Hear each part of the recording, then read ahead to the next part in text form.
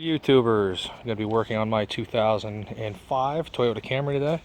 I'm going to be doing rear brakes, calipers, rotors, the whole nine. Pedal is very squishy, almost to the floor. So the first thing you're going to want to do is you're going to want to block the opposite wheel of what you're going to be jacking. In this case, I'm going to start jacking the passenger side. So I'm going to block. I've got an actual metal wheel chock. I love this thing.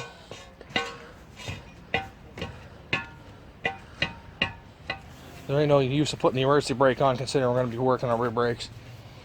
And then you're going to jack the vehicle up. Jack it up on this particular vehicle. This is the lift point. It's called pinch weld. And then you're going to, well, I have air here, but if you have just a hand tool, you're going to want to loosen the lug nuts on the ground just a little bit, jack it up, and then take them off all the way. But I have impact, so that's what I'm going to do here. And you can tell this is the side that I'm having the problem with. A lot of drag here. This should just be free. And as you can see, it stops him almost immediately. So I'm going to get the tire taken off, and we'll get the next step. Mention anytime you're jacking up a vehicle and going to be working underneath it, you should get a jack stand. Something like this, 3 ton, 1 ton. It's all suffice in order for a little car like this. Just in case it does fall, it's not gonna injure you. Just obviously put it up right on the pinch weld, same place where you jacked it from. Now you can get the tire off. Like I said, I have an impact.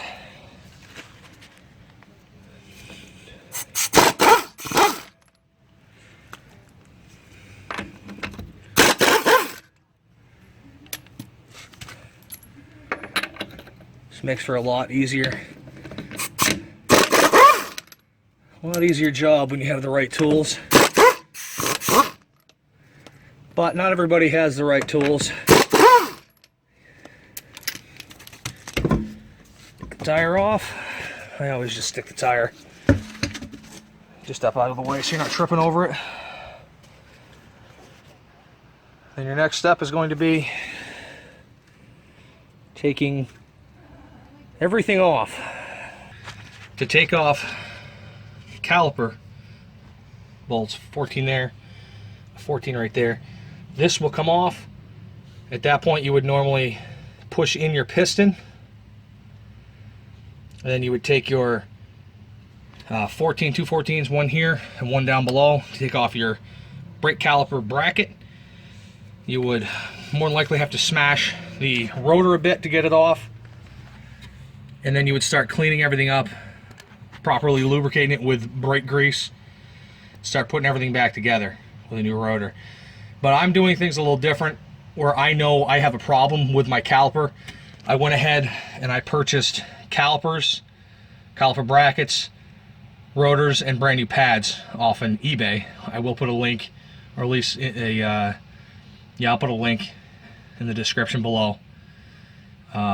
So what I'm going to do is I'm not even going to mess with taking the brackets and everything off, considering just a waste of time to me. 214s to take these off, and then the whole thing will come off all at once. And right before I get to the last couple threads, I'm going to release the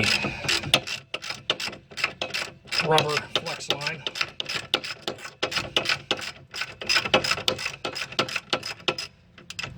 That was loose enough. Which is also a 14. I love Toyota. A little bit of fluid is going to come out of this, which isn't a total bad thing. You just want to loosen it so you don't have shit going everywhere the whole time you're getting these bolts out.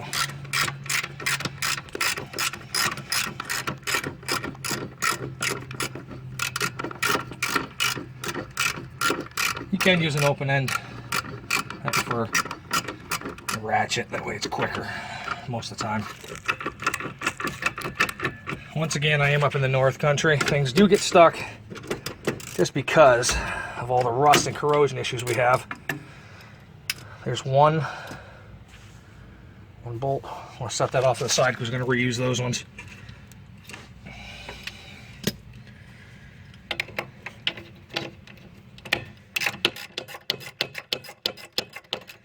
This is inspection, coming up on inspection month for me. I'm in March, but I try and get things done a little bit ahead of time when I do have time. And as you can see, that's pretty well stuck on there, so I'm gonna have to use a little bit of persuasion.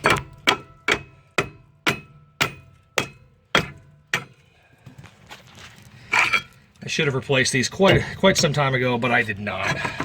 Not surprisingly, the rotor came off fairly easily. This is a good time to check up your e-brake shoes and make sure you clean them up a little bit and adjust them.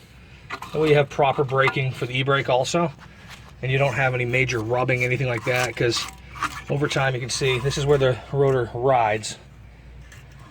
And over time, rust does build up, and it will give you a noise. It's not the end of the world, but when you're doing something like this, you want to do it right the first time.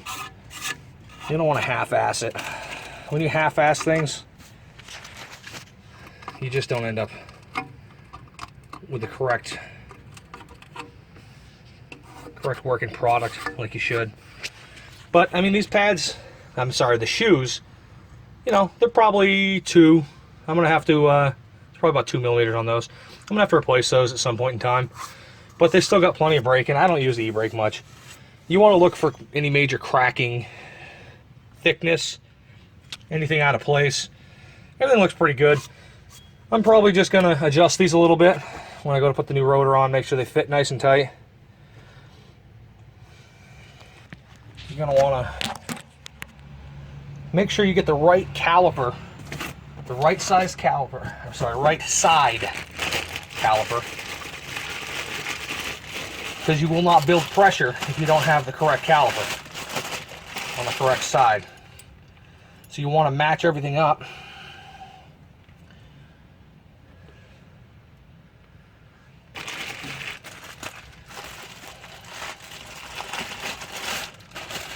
Just want to make sure they didn't send you two of the same ones. Looks like we got the correct one on this side. Now you do want to take and make sure that you wipe this down, clean this off, this rotor, because it does have a lot of grease on it. You don't want that grease getting on your brake pads, because then you don't have proper braking.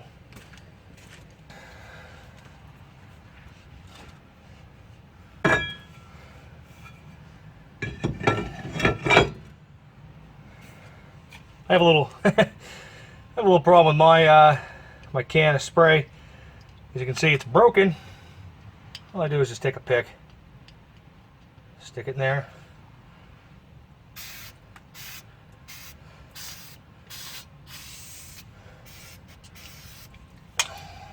spray it down, get a little rag, and get all the oil off.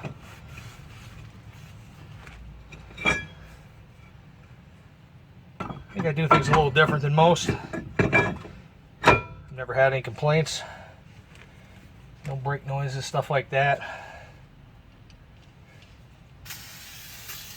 So this one, the only one going to complain is me. This is my car. Finally just paid this off.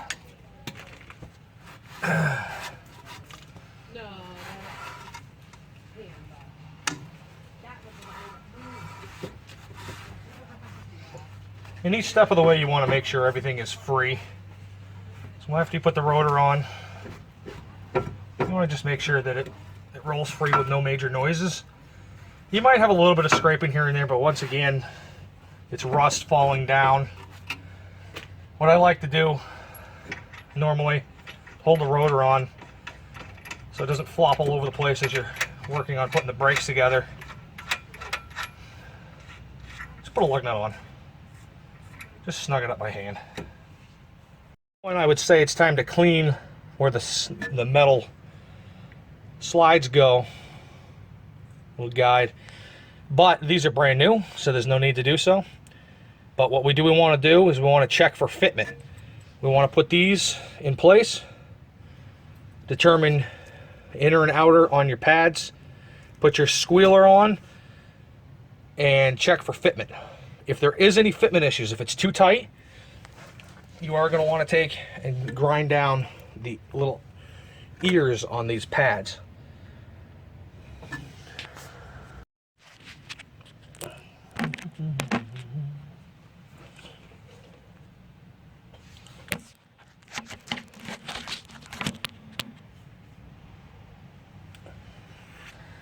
Alright, now you want to take these clips,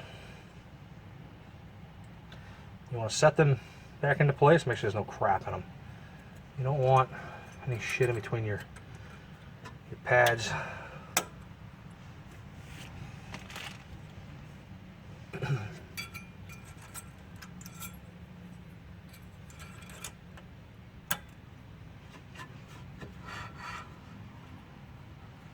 Make sure they're not touching the rotor.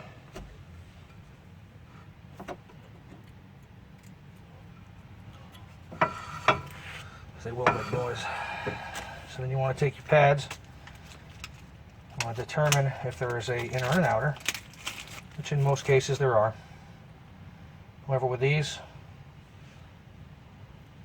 they're exactly the same, all four of them. You want to just set these in and see if they roll free. If they don't roll free, you're going to want to clean these. You don't want things, see how hard that is? Definitely going to want to clean these. What it is that the paint, powder coat, whatever you want to call it, gets built up around the ears. You want this to slide easily in and out. So that's what I'm going to do right now. So what I have done is I take and I grind with my little die grinder the sides, the top, and on the bottom until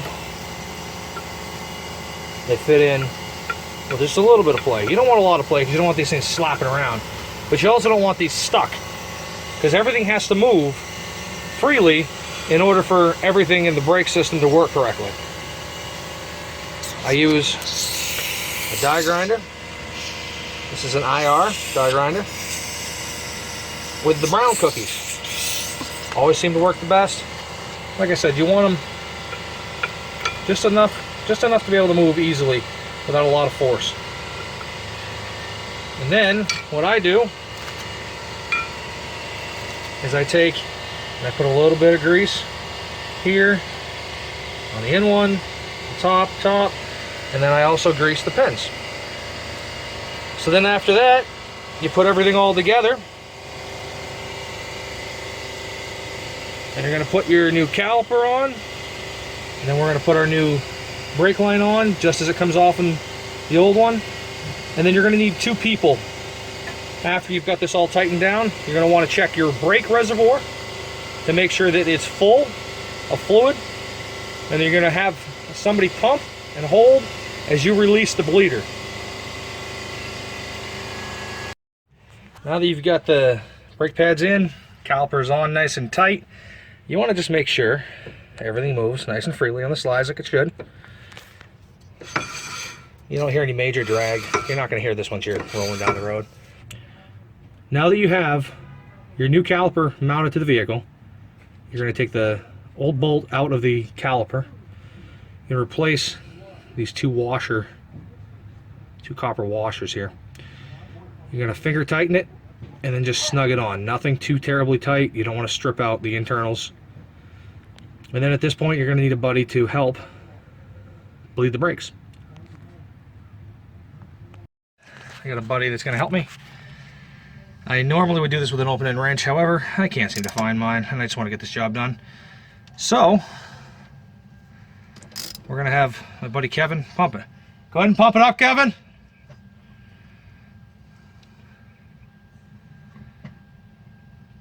You want to hold it? You holding? Yeah.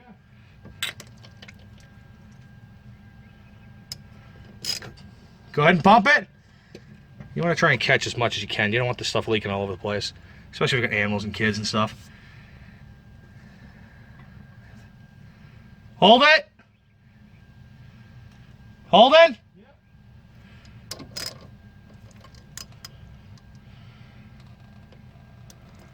do this a couple times. Pump it!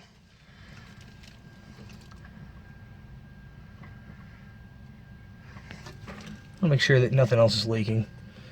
Doesn't look like anything is. Hold it! Do it one more time just for good measures, but I don't think we need more.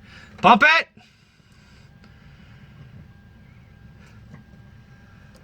Hold it!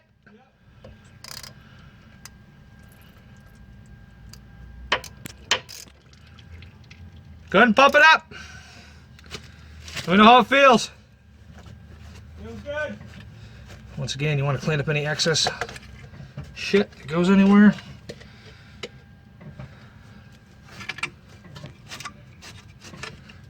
Double check for any leaks. No leaks anywhere that I can see. Everybody's telling me the pedal feels good. So the only thing that is left is to reinstall your tire. Repeat process on the other side.